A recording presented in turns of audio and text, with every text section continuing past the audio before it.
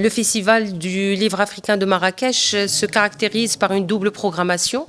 Nous avons toutes les matinées une programmation qui est destinée aux jeunes. Et cette année, la grande nouveauté, c'est que nous avons élargi un peu le spectre de l'audience que nous visons pour inclure aussi des enfants du niveau primaire. Et avec des activités telles que des ateliers contes, comme ça se passe là en ce moment-là, des contes qui sont donnés dans 3 langues, le Wolof, l'arabe et le français. Nous avons aussi prévu cette année des ateliers de dessin où les enfants viennent dessiner des proverbes marocains et africains pour mieux découvrir les cultures africaines dans toute leur diversité. Nous avons aussi prévu et nous prévoyons depuis le début des petits déjeuners littéraires que nous appelons maintenant les paroles gourmandes où des enfants viennent partager le petit déjeuner avec des auteurs pour parler de l'écriture, de l'importance de la littérature, de l'imaginaire et des livres, puisque c'est le festival du livre avant tout. Puis, nous avons une programmation régulière qui démarre à 11 heures et qui va des fois jusqu'à 22 heures ou 21 heures avec des spectacles, des nocturnes la nuit. La programmation s'articule en différentes activités. Nous avons les matinées, des moments de réflexion, des moments réflexifs que nous avons baptisés les palabres.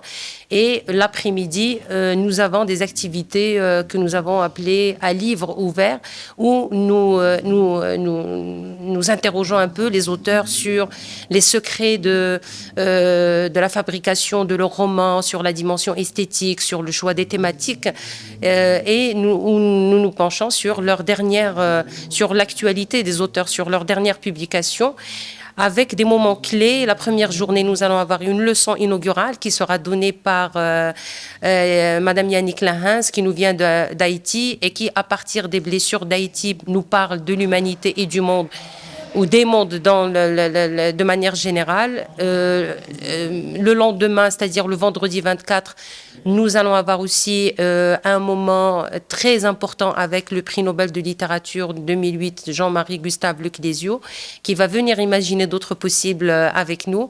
Et le samedi, nous allons rendre hommage à un grand penseur humaniste, à savoir Patrick Chamoiseau, qui nous vient de très très loin, de la Martinique pour être plus précise.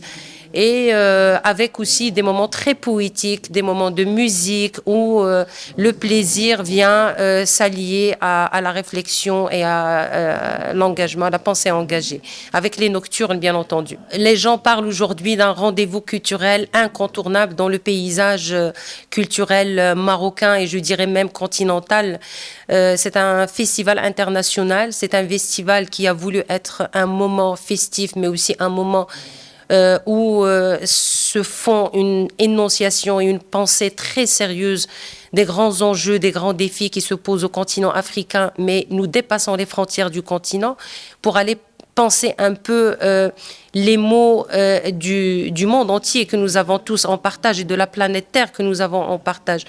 Et de la vie de beaucoup de personnes, le Flamme devient un rendez-vous que les gens ne ratent aucunement et tout le monde le dit et le pense. Il dit c'est un moment où nous faisons humanité, où nous célébrons notre fraternité commune, mais où, à la différence de pas mal d'autres rendez-vous, il y a vraiment un engagement en faveur d'une pensée profonde et qui se fait avec une pluralité des voix, avec une pluralité des imaginaires et où les récits africains trouvent une place pour s'énoncer et pour se dire.